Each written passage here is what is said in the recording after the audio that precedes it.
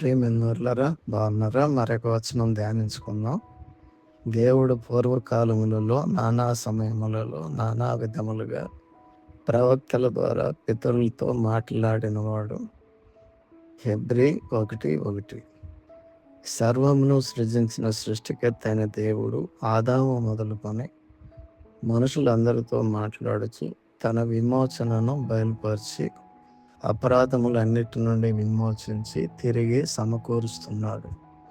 కానీ ఇప్పుడు ఆయన తన కుమారుడును మన ప్రభువైన యేసుక్రీస్తు ద్వారా మనతో మాట్లాడుచు ఈ విధముగా తెలియజేస్తున్నాడు. అతడు ఇంకను మాట్లాడుచుండగా, ఇదిగో ప్రకాశమానమైన ఒక మేఘము వారిని కమ్ముకొనెను. ఇదిగో ఈయన నా ప్రియ కుమారుడు, ఈయన యందు నేను ఆనందించుచున్నాను. ఈయన మాట వినుడని ఒక శబ్దము ఆ మేఘములో నుండి పుట్టెను.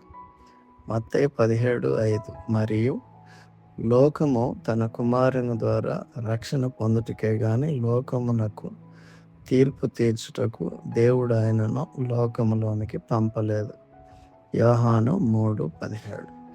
దేవుడు మీ అందరిని దీవించి కాపాడును గాక. ఆమేన్.